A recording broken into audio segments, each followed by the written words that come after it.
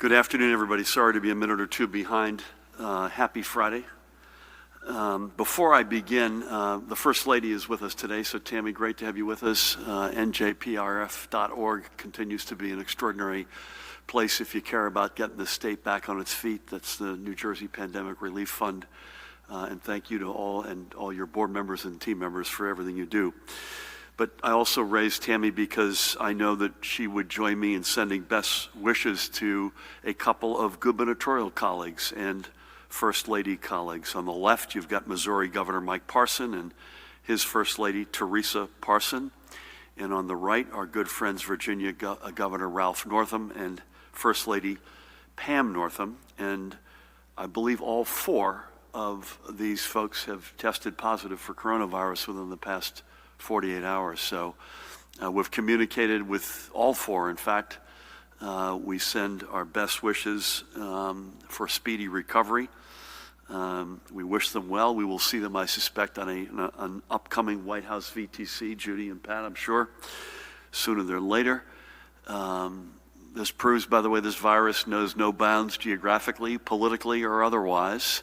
And Ralph, by the way, is a medical doctor, a pediatrician, and a renowned pediatrician. So it also doesn't stop at the borders of, as we know painfully all too well, of our healthcare community. So we wish not just to each of those couples well, but the people of their respective states as well, as so many of their residents continue to fight this pandemic, as they do right here. Now back to New Jersey. I'm honored to be joined by the woman to my right who needs no introduction, the Commissioner of the Department of Health, Judy Persikelli. To her right, the state's epidemiologist, another familiar face, Dr. Christina Tan. Great to have you, Tina. To my left, a guy who needs no introduction, the Superintendent of the State Police, Colonel Pat Callahan. Jared Maples, nice to have you with us, who directs the Office of Homeland Security and Preparedness. I mentioned the First Lady and the rest of the team members. So we're going to shift a lot of different gears today in a fairly short amount of time. So allow me to jump in and say that I want to reiterate the recent notifications from the Motor Vehicle Commission that regardless of what may be printed on your basic driver's license renewal notice, you may renew your license online and skip the trip to an agency altogether. We know that many motorists have received renewal notices that tell them they have to appear in person at an agency and that significant numbers of people are in line at their local agencies because of what's printed on that renewal notice. But again, regardless of what your renewal notice says, you do not need to go to an MVC agency to renew your basic driver's license. Again, you do not need to go to an MVC agency to renew your basic driver's license. These renewal notices were printed and sent long before the change in the law earlier this month. Your first step should be to visit that website, njmvc.gov, njmvc.gov, and try your renewal online, and to head out to an MVC agency only if that transaction does not go through. So please, folks, save the spot in line for someone who needs in-person assistance and has no choice. Additionally, staying with the MVC,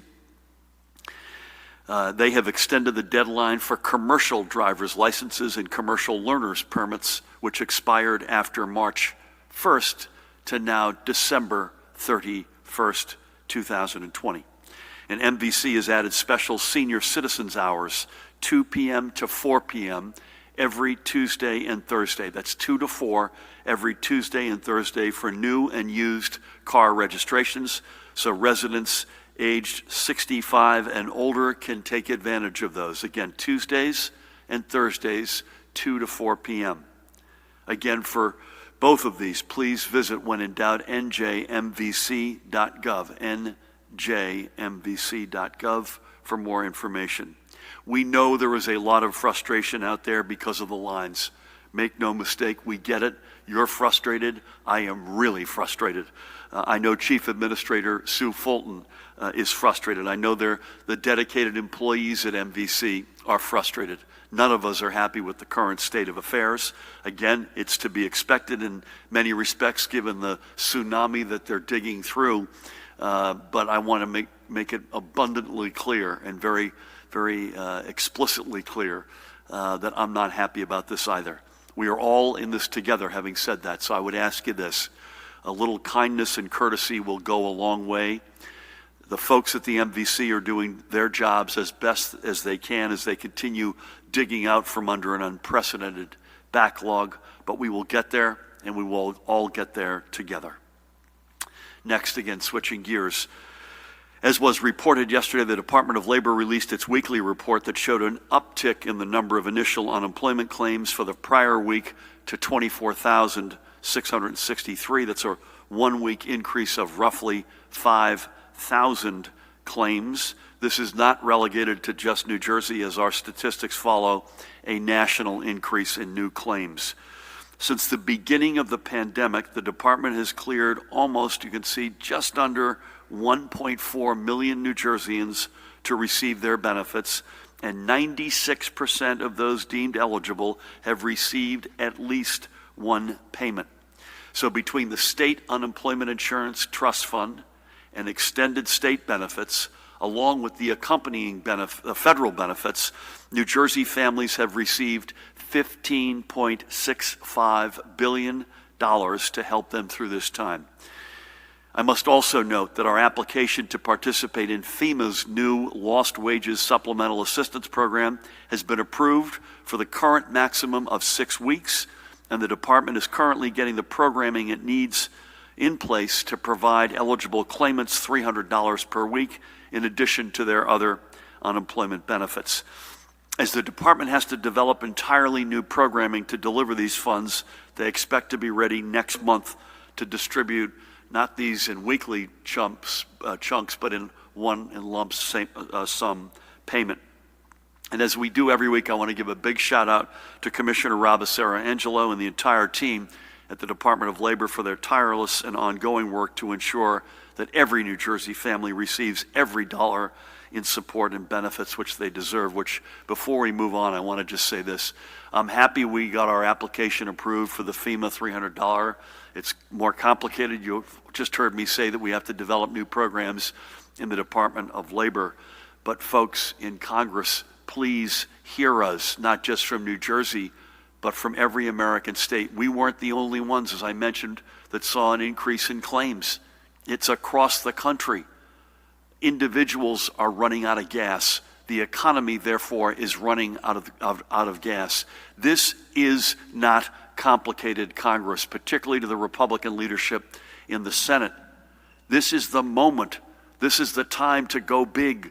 This is the moment to pass a big federal stimulus bill. I give Speaker Pelosi and Leader Schumer an enormous amount of credit here, and I know she has now re-upped yet another package to be voted on. This is the moment that our folks who are unemployed need us. This is the moment when our small businesses, restaurants, and others need us. This is the time when states, counties, municipalities need government support to keep the firefighters, the police, the EMS, the educators, the healthcare workers, to keep them employed and delivering the services at this most important moment in our state's and country's history. This is not the time to shirk responsibility in Washington. This is the time to step up big, and deliver exactly what every American state and every American needs.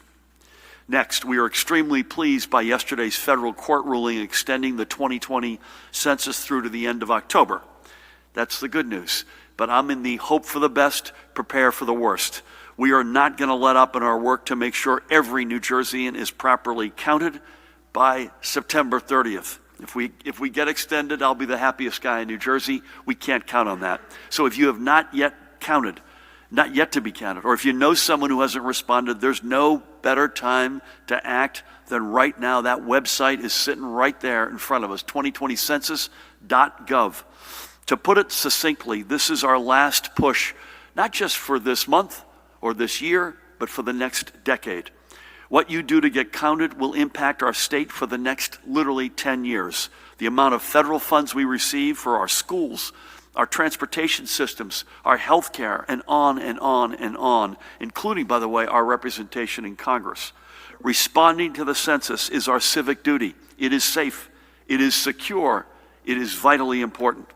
So far, 68.7 87% of New Jerseyans have self-responded through that website, 2020census.gov, exceeding our self-response rate from the past 3 censuses, going back to 1990. And because so many of you are working with census takers who are knocking on doors, more than 97% of New Jerseyans have been counted. But not everyone, everywhere, has yet done their part. And our census team will be pushing hard through places like, next 5 days, Jersey City, Plainfield, Patterson, Atlantic City, Salem and Bridgeton, New Brunswick, Long Branch, Trenton, among numerous other communities which have been historically hard to count and that have not yet matched their 2010 benchmarks. I was at a fabulous census event earlier this week with my dear friend, Mayor and Senator Brian Stack in Union City. And when it works with our census team from the Department of State were there, community activists, elected officials, faith leaders, union leaders, when it works, the count goes up, and I saw it with my own eyes. There are quite literally, never mind that one, there are quite literally hundreds of census events planned to make sure everyone fulfills their civic responsibility to be counted. And to find one, an event near you, head over to census.nj.gov. Do we have that website, Dan? Census.nj.gov. Let's get that one up there. You got the 2020 up there. Census.nj.gov is the place to go to find the event. Again, if you want to get counted, and don't wait for a census taker to knock on your door, go to that website, which is 2020census.gov, 2020census.gov. That's how you get counted. Again, if you want to know where an event is near you, it's census.nj.gov. Okay, next I want to provide a quick update on our contact tracing efforts, Judy, and I know you'll probably add some color here. Over the past week, we added another 9 contact tracers to the Community Contact Tracing Corps, bringing the total number of tracers on the ground to 1,873. And importantly, over the past week, we saw a big increase in the number of people who took the call from contact tracers. Our tracers were able to follow up in more than 2/3 of cases, and 55% of those cases were followed up within the first 24 hours. We do, however, continue to have challenges in getting those of our contact tracers to talk to provide contacts for follow-up. Last week, 58% of those contacted refused to cooperate with our contact tracers. That's a 2% increase from the previous week. So we say it again, please take the call and cooperate with our contact tracers. No one is on a witch hunt, and no one has any concern other than protecting your health, your family's health, your community's health, period. As Judy always says, take the call and work with our contact tracers. Finally, before we turn to the overnight numbers, I have extended the public health emergency in our state for an additional 30 days. These declarations, by the way, I've said this before, unless extended, expire after 30 days.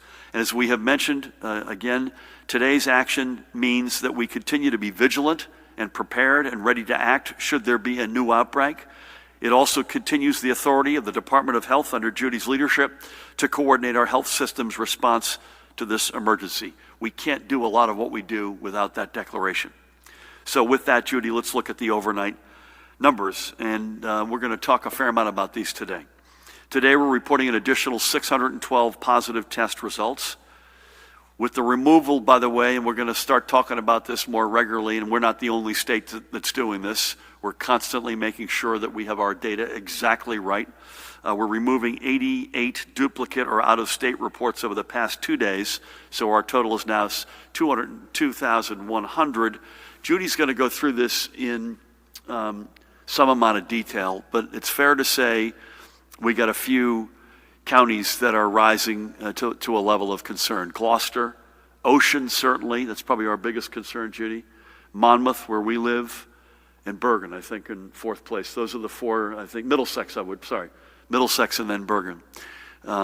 It would be led by Ocean. Judy will go through the past few days. But folks, this is clear evidence that we are not out of the woods. So whether it's through worship, whether it's through indoor home gatherings, regardless of what the reasons, adjacent activities to either school or sports teams, we are not out of the woods. Judy, 612 today, and we had 588 yesterday. Some of them were a few duplicates, but there's no other way to put that. That's 1,200 cases in 2 days. So I hope folks are getting this and understanding that we are not out of the woods yet. Again, some decent data otherwise. The overall positivity rate from September 21st was 2.22%. That was down from the day before. It's still higher than we want it, but it's among the best in the nation. Statewide rate of transmission remains stuck in that 1.15 level, and Judy had predicted this. It's been sort of in the 105 to 1.15 level for the past couple of weeks, and that's influenced by the number of tests, so that's not surprising, I think, to any of us. 233 confirmed COVID positive patients in our hospitals, 172 persons under investigation awaiting tests. That total is 405, and all hospitals reported. That's a pretty encouraging number. 75 of whom were in intensive care, 32 of whom were on a ventilator.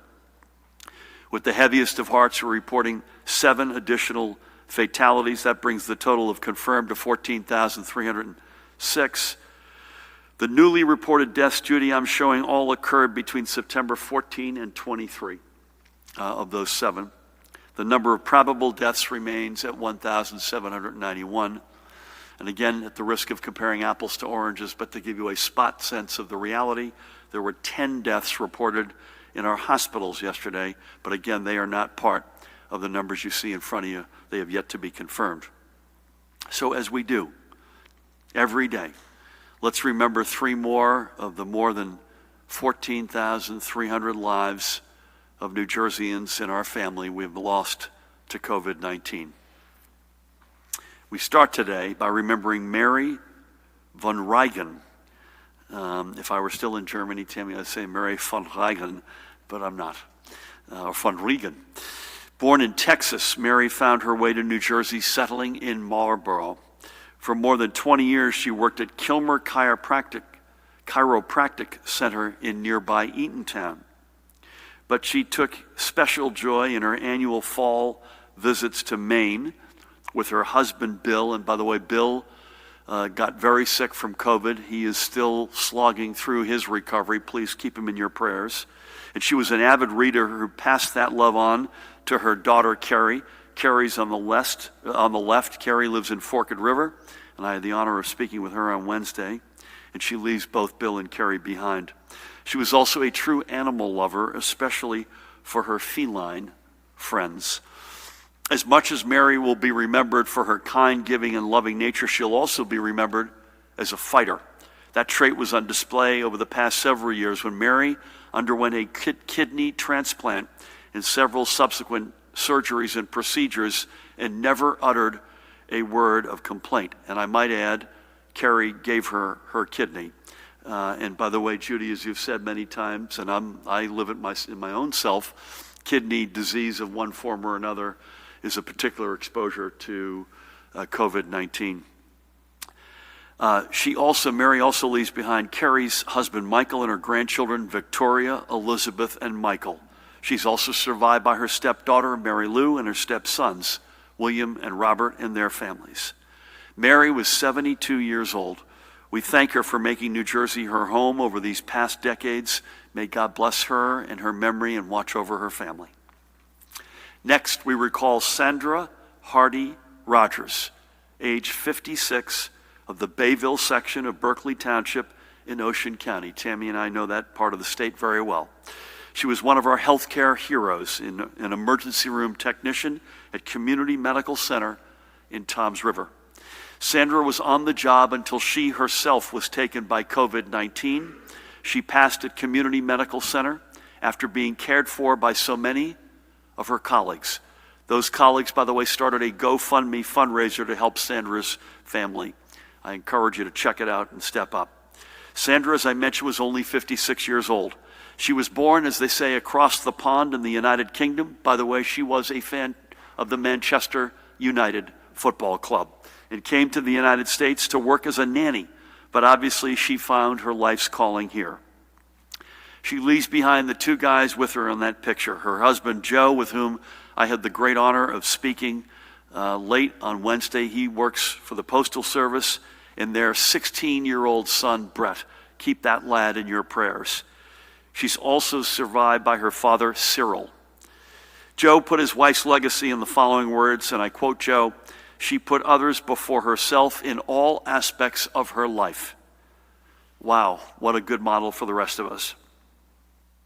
We thank Sandra for her years of service to the health and wellness of our fellow New Jerseyans. May God bless her and watch over her and her guys. And finally today, we also remember Sean Kevel of New Providence.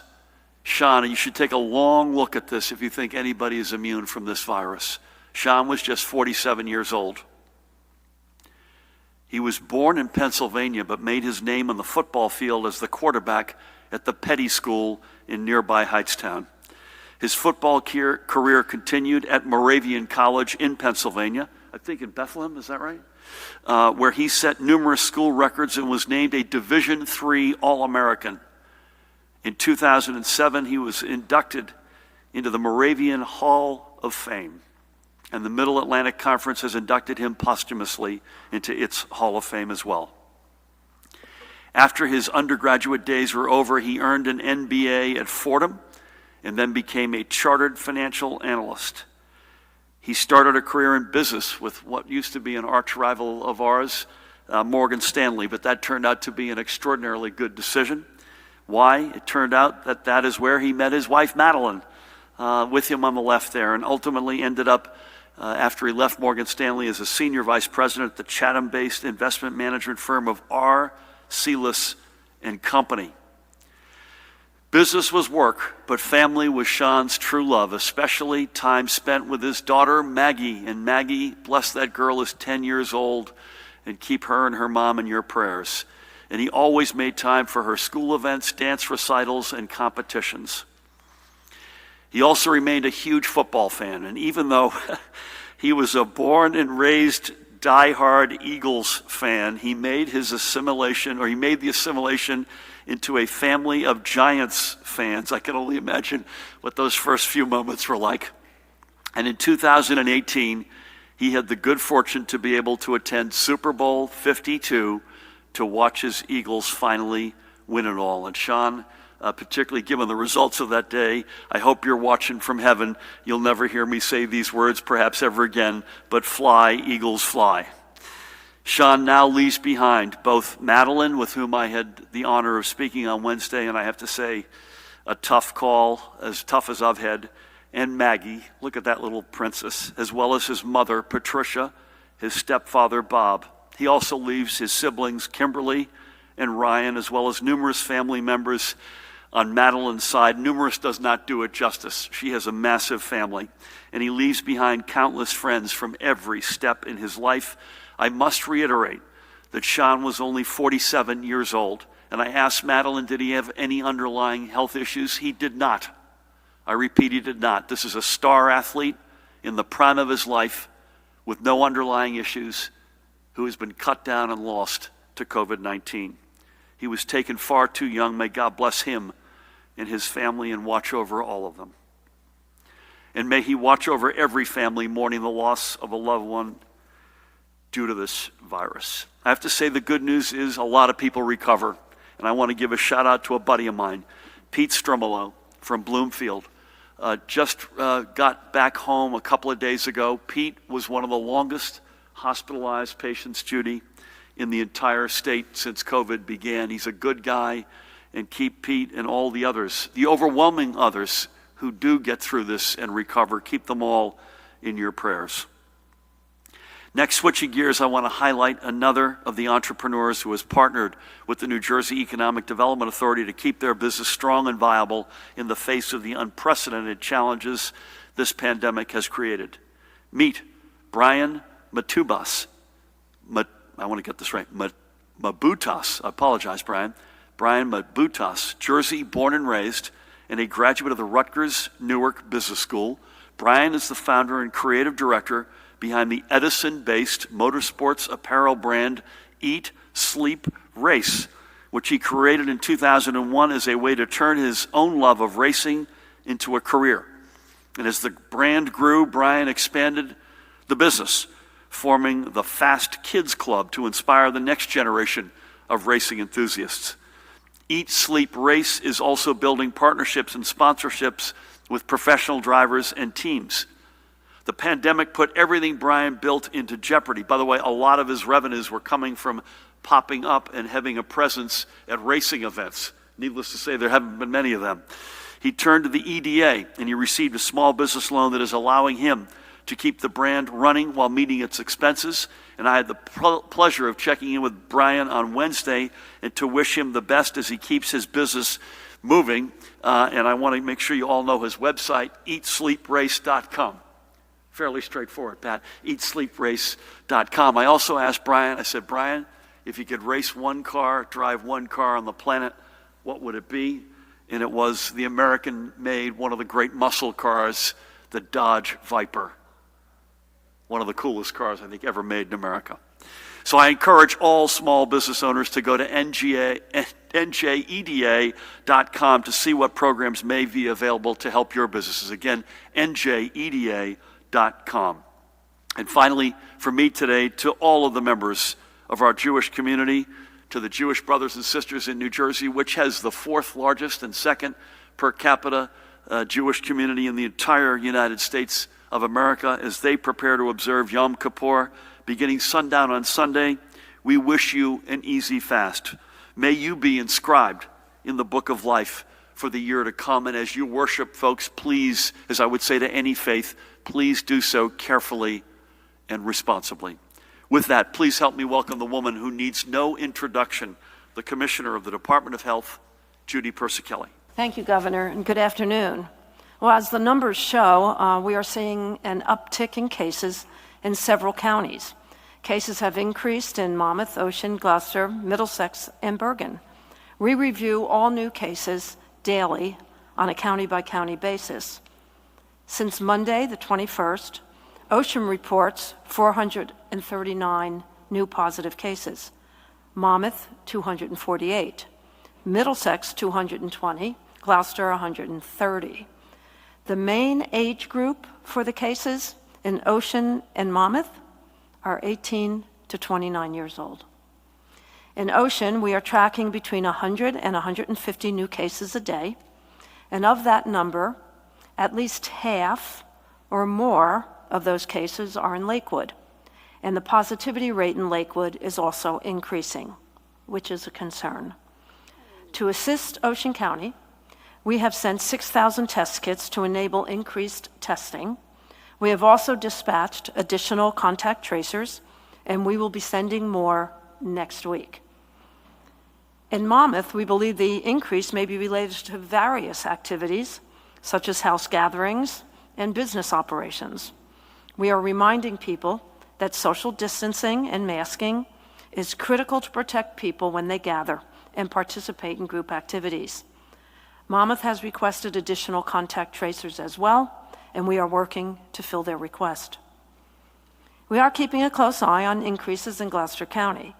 As I've said before, previously, student housing, both on and off campus at Rowan, was related to the increase. University officials have worked closely with county and our state health officials, and they are seeing a significant decline in new cases. Working with our communities is a top priority for us. And along those lines, as part of these COVID-19 briefings, I try to share information about the impact of COVID-19 on communities of color in our state. The same longstanding inequities that have contributed to health disparities affecting racial and ethnic groups have also put them at peril for COVID-19. These racial and ethnic populations are also disproportionately represented among essential workers and those that are unable to work from home, as employees of places such as healthcare facilities, factories, farms, and grocery stores. Barriers to seeking care, such as lack of access to healthcare services or insurance or sick leave, are also drivers of adverse outcomes among minority populations. As we celebrate Hispanic Heritage Month, we also must recognize that Hispanic residents have borne a tremendous burden of COVID-19 in our state. Nationally, case rates are nearly 3 times higher for Latino persons compared to the white population. Hospitalizations are 4.6 times higher, and deaths are over 1.1 time higher. A recent study by the CDC that examined deaths among those under 21 found that 45% were Hispanic individuals. In New Jersey, Latino men have the highest mortality rates compared to other groups. Hispanics are more likely to die younger as a result of COVID-19 than their white and Asian counterparts. 47% of our deaths are among Hispanic men 20 to 34 years of age. Among deaths of those under 21 in our state, more than half were Hispanic children and adolescents. The Hispanic population is more likely to have chronic conditions that make them more at risk for complications of COVID-19. The population is twice as likely to suffer from asthma compared to the white population. And 33% of Hispanic adults are considered obese. The department has been working to ensure access to testing for the Latinx population. We have ramped up testing in Elizabeth, Patterson, Newark, Trenton, Atlantic City, and Camden. The department has worked with our federally qualified health centers to ensure that seasonal workers at farms had access to testing and received education on how to prevent the spread of COVID-19. As part of our testing and tracing public awareness campaign, a special focus was placed on reaching Latino residents. In addition to advertising placements in Spanish and other languages, the department translated forms, educational materials, and other documents. The department, our own department's chief of staff, Andrea Martinez Mejia, has appeared on Univision and Telemundo several times to share important messages about COVID-19. Additionally, we placed an emphasis on including language specifically for undocumented populations to let them know that their immigration status will not be questioned when getting tested or participating in contact tracing. We also work to ensure that when setting up alternate care sites, such as the field medical stations, that culturally competent care was provided to ensure a welcoming place to heal our diverse populations. Eliminating health disparities among New Jerseyans is an overarching goal of the Department of Health. The COVID-19 pandemic has exacerbated inequities in our state, and we have a lot of work ahead of us to improve outcomes for all communities of color. On to my daily report, the governor has shared 405 hospitalizations, 75 individuals in critical care, and 43% of those critical care patients are on ventilators. That's a slight uptick from the prior 2 weeks. There are no new reports of multisystem inflammatory children and syndrome in children. There are a total of 57 cases in our state. The governor reviewed the new cases and deaths reported in terms of race and ethnicity. We are still reporting white 54.1%, black 18.3%, Hispanic 20.3%, Asian 5.5%, and other 1.9%. The veterans' homes and psychiatric numbers have stayed the same. The state's positivity rate as of September 25th is 2.2%. The North reports 1.54%. The central part of the state, which includes Ocean and Monmouth, reports 3.07%. And the southern part of the state, 2.37%. So that concludes my daily update. Stay safe and remember, for each other, for us all. Please take the call. Judy, thank you. I can't thank you enough. Today it's on behalf especially of our Latino brothers and sisters in this Hispanic Heritage Month. We're right in the middle of it. For calling out and reminding us of the disparities that this virus hasn't created but has laid bare. And it's the whole range of things, social determinants of health, the reality of how folks live, access to health care, the whole series of factors that you laid out, as you do literally every day. So thank you for that and everything else. Secondly, we had a really, I thought I hosted a really good call with Dr. Tony Fauci yesterday, which I think touched on a lot of the things that we've been talking about. My big takeaways were, number one, where we enter the colder season, bless you, in about as good a shape as any state. But secondly, you can't let your guard down. You got to stay vigilant. Thirdly, I thought he was really good at walking through the vaccine process and all the checks and balances. I found it very comforting. But as I said yesterday with him, and Judy, you've reminded us, and you hosted a comprehensive meeting a week ago today, we're going to have our own process and our own checks and balances, not just on efficacy, but also on equity and other factors in terms of how we think about not just is it safe, but what's the order of distribution, et cetera. But then the other final takeaway I had, other than I asked him what's his secret, is turning 80 in December, and he looks like he's about 55 years old, so he gave us a little sense of how his secrets, is that this notion that once there's a vaccine that we're in la-la land is just not the case. So I don't want anyone, whenever that comes, and we don't know yet when it comes, although he was pretty confident given the companies, many of them have big New Jersey presences, I might add, including J&J, which is headquartered here. He was pretty, I thought, confident, optimistic that we'd have something, in the next quarter, and then by a year from that quarter at latest, or he thought, I don't want to put words in his mouth, that you'd have vaccine available for the broader population. But importantly, he said, don't kid yourself that there's a bright line, and once you've got a vaccination, we can go back to doing everything that we used to do. The notion of face covering, social distancing, washing hands with soap and water, how we think about shaking hands, giving people a kiss, whatever it might be. The vaccine is a huge weapon, but it's a weapon in a broader fight. As he reminded, I got my flu shot a week ago Saturday, which is great, but we still have the flu every year.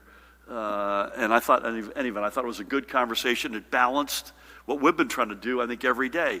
Nothing but the facts, even if they're tough and ugly, but also a path forward, a path of hope of how we get to a better place, all of us together. So thank you for everything, Judy, and I wanted to make sure I said that. Pat Callahan, great to have you with you. As always, anything on compliance, other matters, and you got to give a commercial for a family that's near and dear to your heart, near and dear to Tammy's and mine, and a little bit of a cool event in there in the honor of one of those family members tomorrow in Seaside Heights. Thank you, Governor. Good afternoon.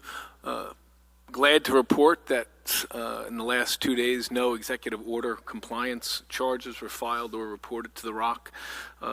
Compliance, as the governor usually states, has been pretty phenomenal in the last few weeks. And with regard to the event that the governor's alluding to, that is the Seaside Semper 5, which is being held next Saturday morning. I'm not sure that you can register in person anymore, but online it's Seaside Semper. It's a week from tomorrow. Did I say tomorrow? No, I did. Oh, okay. A week from tomorrow, October 3rd, seasidesemper5.org. That's hosted by Marine Raider Foundation, which started in 2014, and I think has raised more than $250,000 to support the families of Marines and sailors, those that are ill, wounded, or unfortunately that made the ultimate sacrifice protecting our nation. The reason why we're so connected to it, the First Lady, the Governor, Director Maples, the Attorney General, we ran in it 2 years ago to honor the memory of Trooper Brian McNally, who was not only a New Jersey State Trooper, but also served as a captain in the United States Marine Corps Reserves, and on May 21st, 2018, was on his way home from military training and was tragically killed in a car accident in Pennsylvania. We have come to know very well his father Kevin, his mother Barbara, his sister Maureen, a phenomenal family. You can see why Brian was so dedicated to service of not only his state but of his country. He stood at 6'9", and we call the team that we register under Team Big B for an obvious reason, and his mother advised me this week that we have over 70 runners signed up for Team Big B.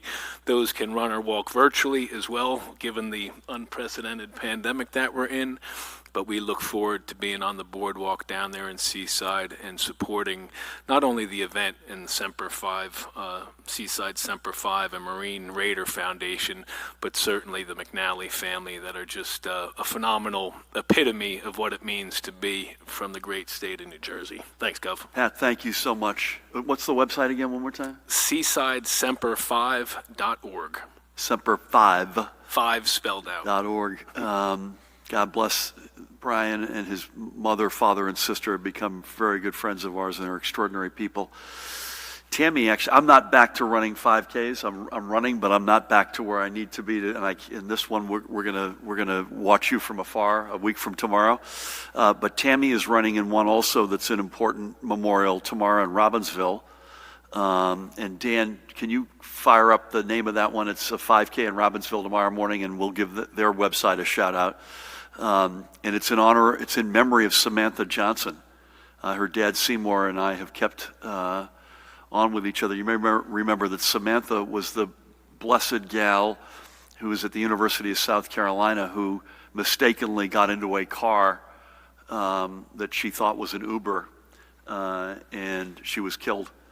And she has her memory, her blessed life with her parents' great leadership and conviction has spawned the What's Your Name law, not just in New Jersey, but that's becoming a national phenomenon and an industry standard. And tomorrow's run is in honor of Samantha. So God rest her soul and God rest Brian McNally's soul. We'll be with you virtually tomorrow and Sunday, unless you hear otherwise. We will be back, we believe, Monday at 1, although we're awaiting notification of whether or not there's going to be a White House VTC. They've got a few things going on there. Dan Bryan has just given me, it's What's My Name 5K. What's My Name 5K. I should have known that. So that's tomorrow in Robbinsville, and please check that out. Even if you can't make it, a donation in Samantha's name would mean a lot to her family and to the cause.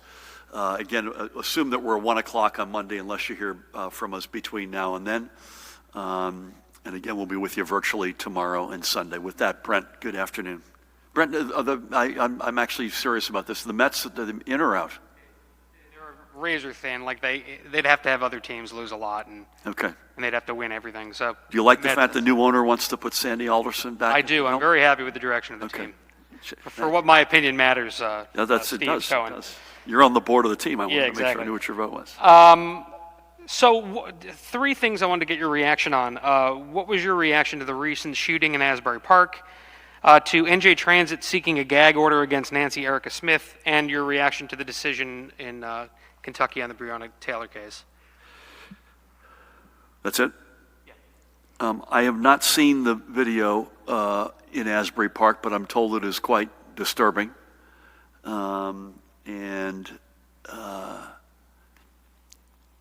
It's another data point that validates the step we took a couple of years ago at this point to make sure that if there's any officer involved shooting or fatality, even if it's not from a shooting, that it is automatically put into a separate independent process, which ends up with a grand jury no matter what. And I'm not going to comment specifically on the case. Again, I've not seen the video, but I'm told it's quite disturbing. Any loss of life is a tragedy. So we mourn the loss of life here. And again, I count my blessings every day that we have that law in place in New Jersey, and it is, if not the strongest, among the strongest of its kind in America. So I'll put aside the fact that Nancy Erica Smith is a friend of ours. She and her husband Neil are good friends of ours, that I'm a big fan of hers, that she has led the nation in so many respects, particularly on workplace matters. And ironically, I might add, she has, I think, led the nation on the pushback on so-called gag orders. So I'll put all that aside. I was dumbfounded when I saw that NJ Transit had taken that step. I could not believe it, and I'm just gratified that it appears that they have pulled that back.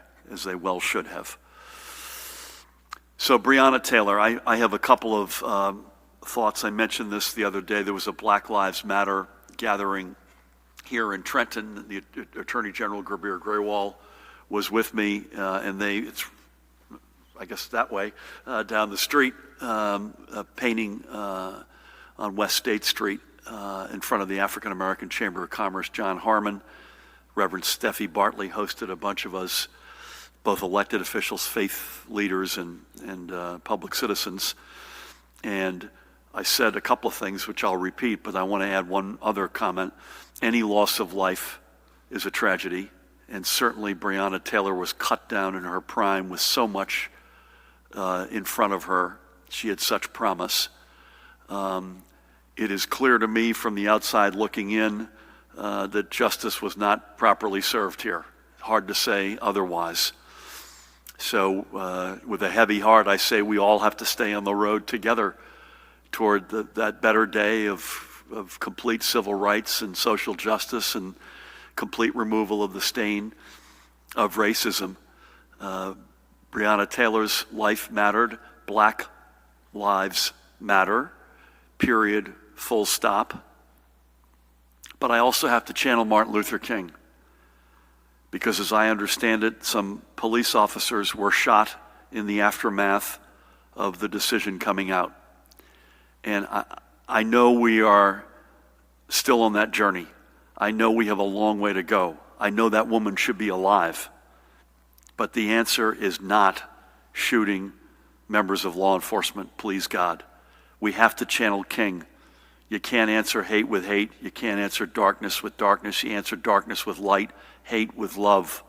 That we stay on this road together.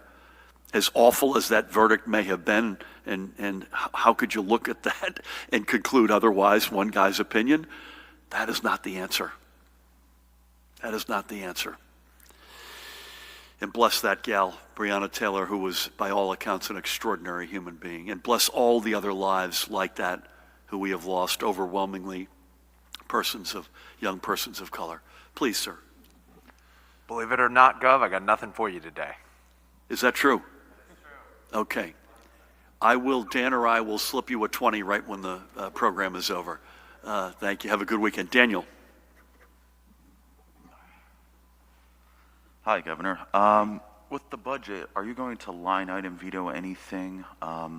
Senate President said that there needs to be some fiscal reforms going forward. Which ones are you agreeing to? And I know there were a number of things in the path to progress. With Ocean County, the outbreaks there in Lakewood, is this at all related to the High Holy Days? I know that there have been issues back in March and April with compliance. Is that at all playing into this, since Lakewood evidently made up a good chunk of them? With the federal aid, it looks like the state isn't really in a position where it needs the federal aid. At this point, it just would be used to pay down the debt, but it doesn't look like as dire as it was when you said in April the state could have to. It doesn't look like what, sorry? It doesn't look as dire as you said in April when you warned the state would have to cut and cut and cut. Just to quote you, without the aid, it would have to make these cuts. That's not happening. So did the state need the aid, or did it ever even need the aid? And I guess last, will you sign the plastic bag bill? What are your thoughts on that? One more time? What are your thoughts on the plastic bag legislation? Do you plan to sign that? On the plastic bag? Yeah, the one that passed yesterday. Yep. I will sign the budget, I think, early week. Dan or Matt Plotkin's with us, I think early week. But I will break with tradition and say that I will be signing the budget as is. And again, I want to reiterate, given the fiscal meltdown compared only to the 1930s and the 1860s, which led us, among other things, and this anticipates, Daniel, to some extent an answer to one of your later questions, that led us to seek the authority which we have to borrow, but also has contributed to an extremely challenging budget reality, including a 9-month fiscal year. We kind of don't even talk about that. That's the only time in our state's history that has happened. Having said all of that, I want to say two things. One is we were able to continue to fund a lot of the programs that make this state so great. Public education, pre-K, infrastructure, so many other initiatives. And secondly, I want to repeat my thanks to our legislative colleagues, the Senate President, the Speaker, both budget chairs. The spirit of teamwork, the spirit of trying to find common ground in the midst of this pandemic was outstanding. As it relates to reforms and whatnot, yes, we had good conversations among the Senate President, the Speaker, and myself as general matters, but we have already done a significant amount together, and we each committed we wanted to do more. So in the category of what we've done together, in addition to making 3 consecutive all-time record pension payments, we have meaningfully reformed and reduced health care costs related to state workers without putting the burden of those reductions on the shoulders of the workers themselves. We've just been smarter about it. We've been more efficient. We've been counting pennies, and it's added up to a lot of savings. And the Senate President, the Speaker, both deserve credit. Our team does as well. We're going to continue. We made a commitment to each other that would continue to try to find ways to continue those reforms. Judy, I'm going to skip Lakewood and ask you to hit that in a second, if you don't mind. But clearly, Ocean County and especially Lakewood is clearly our hotspots right now. I'm sure there is some amount of relationship to worship for Rosh Hashanah. We have Yom Kippur coming up, but I say that advisedly because every religion in the state has a right to practice and worship in its holidays, on its days of worship. So I don't want a speck of anybody in this state saying, hey, see, it's because of them or whatever. We're working aggressively with the community, with the faith leaders, with community leaders. We've got a school district there, which is a big one. But I want everybody to leave any prejudices or biases, check them at the door. This is about public health, and we're doing our very best. Having said that, we need, as I said earlier, everybody to worship and observe holidays responsibly, including from a public health standpoint. We still need the federal aid, Daniel. I mean, we're borrowing $4.5 billion, none of us happily. This is not reflexively something we wake up wanting to do. And certainly if we got federal aid, certainly if the revenue projections are above what the revenues that I'll be certifying, will we be in our very highest priorities looking at debt reduction? You betcha. But because we've had the ability to borrow that money, we've been able to stave off for now an even bigger meltdown. But we desperately need the money. It's not just New Jersey. It's government, it's all states, it's government at all levels, but I mentioned this earlier, it's folks who are unemployed. It's small businesses, it's restaurants, transit systems, healthcare systems. So we desperately still need it. I plead with our colleagues on both sides of the aisle in Washington to get there. No comment specific on the plastic bag legislation, which we normally don't comment on, but I will tell you, I was really happy to see that. It's something that we worked closely on. John McKeon and I were exchanging notes yesterday. I give him a shout out, all the other folks who were leaders on this, the advocates. I will say this, if I do sign it, it'll be the strongest of its kind in the United States of America. And assuming that happens, that's another badge of honor and another big step toward that environmental reality that we're all so desperately trying to achieve in the state.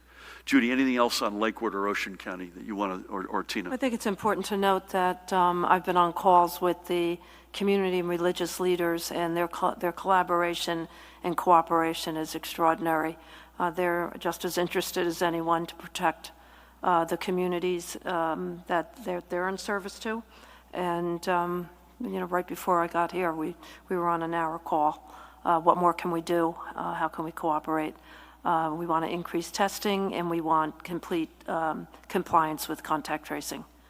Amen. And again, worship responsibly, right? And you've got also we mentioned, I forget what the number is. It's probably 75 or 80 school districts that are full in person, and it is last count 76, and Lakewood is one of them. So that's something I know Judy is watching carefully. Thank you, Daniel. Sir, do you have any? No, you're good? Charlie, we come to you. Good afternoon. Good afternoon, Governor. I got to ask, you have any response to the President's comments on the peaceful transfer of power?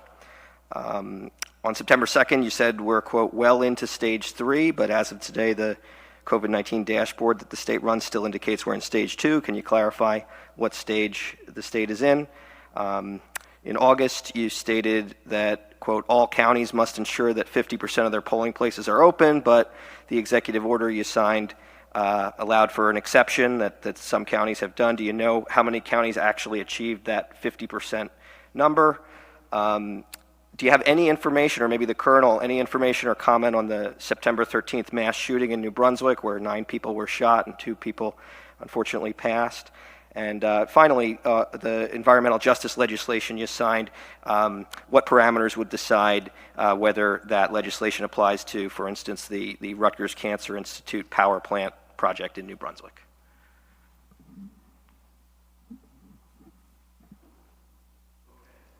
Charlie, number one, I've said this a couple of times over the past couple of days. The last thing we need right now is a further undermining of well-functioning for either decades or centuries institutions in our country.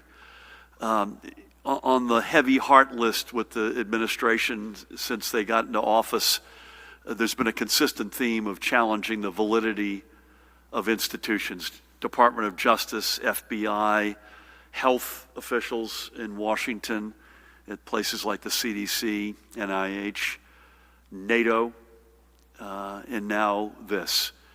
So I would just ask, and no one has, many of us have bullhorns. No one's got a bigger bullhorn than the president. Please, enough. There's no evidence that backs this up. We have a model in place that we feel really good about that is both safe, secure, but also will lead to a big turnout without any care as to who wins or loses races. We want it to work, and we want it to be democracy expanding and doing it at a time where we can protect public health. So I would just say this. It isn't, the end of the day for me, this isn't about the president or what he says. I find the conclusion really being it's about us. It's up to us to turn out however way you're going to vote, and vote, regardless of which side you're on, so that the result, that the turnout is high, and the result is unmistakable, one way or the other. So again, with all due respect to what he's saying and drawing attention there, I frankly think the conclusion is it's all of us. I don't care if you're a Democrat or Republican, or you're not in either party. The key is to get out and vote, whether it's by mail or in person. Do it safely, do it with health in mind, but vote. That's to me the ultimate consequence. I think I said on September 2nd that we're all, in all intents and purposes, in stage 3, but we're not there officially yet. And I think the reason is that there remain a couple of steps that we have not yet taken that would make us completely in stage 3. Matt Plotkin can correct me if I'm wrong, but and we'll come back to you if we think it's otherwise. I assume you meant on polling places for the coming election, for the November 3rd election. And you're absolutely right. We've asked counties to be at least 50% capacity and each municipality to have at least one polling location. I know all the counties and the clerks are in process on that directive. I don't have a specific number for you, but we can come back and get that for you, unless either of you guys do. But Dan Bryan will come back to you, as he always does. Pat, I will skip and have you clean up and finish up with the September 13th tragic shooting in New Brunswick. September 13th, early in the morning, I might add. Environmental justice legislation. There may be a specific element of that project that I'm not aware of, but I believe every project prospectively is subject to that. I'll have the Commissioner of the Department of Environmental Protection, Catherine McCabe, or Dan come back to you if I'm mistaken on that for some reason. Pat, would you mind commenting on the September 13th shootings in New Brunswick? Yes, sir. I know it's 12 days into it, Charlie, and it still remains an extremely active investigation with ballistic and forensic evidence being analyzed, interviews, the search for video. So that's probably about the extent that I'm going to comment on, but still a very active and ongoing investigation there, and one that we're involved with to its state police level. I don't want to put you in a bad spot, Pat, but I believe it has been determined, and it was determined relatively quickly, that no Rutgers community members were a part of that. I don't know, is that, you know, I don't want to make you say, okay. That's my sense, at least, and you live there, so you're close to the ground. I believe that is the case. I believe Rutgers has said that, but I don't want to make you have to. Yeah, I would hesitate to respond, Gov. As usual, I'm getting you into trouble. So with that, I'm going to mask up. I want to thank Judy and Tina, as always. I wish you a good weekend, and thank you for your leadership. Pat, to you, Jared, Matt, Aswan, who I didn't appropriately acknowledge, and didn't do one of these, I should say. Assume your baby's fine. First Lady Tammy Murphy, thank you for being here. njprf.org. That's the New Jersey Pandemic Relief Fund, njprf.org. They're doing incredible things. So Judy, I think the note to leave it on is we got to be careful. I'm glad Dr. Fauci and who this is Yoda as it relates to to viruses.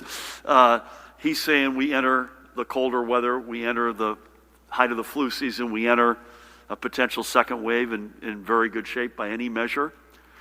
But it's also undeniable that we're not out of the woods, and we've got parts of the state that we're watching very carefully. Ocean, Monmouth, where we live, Gloucester, Middlesex, and to a lesser extent, Bergen. But those are the 5, I think, that are, of the 21, that are highest on our list of watching carefully. So folks, please keep doing what you've been doing, which has been extraordinary, both in compliance by institutions as well as by you all, by the millions as individuals. And we wish you, our Jewish brothers and sisters, a particular heartfelt blessing and wish for a holy and peaceful fast and Yom Kippur holiday. And please, whether you're in a temple, a church, a mosque, or wherever you might be and you're worshiping, please do it responsibly and carefully. God bless. Thank you.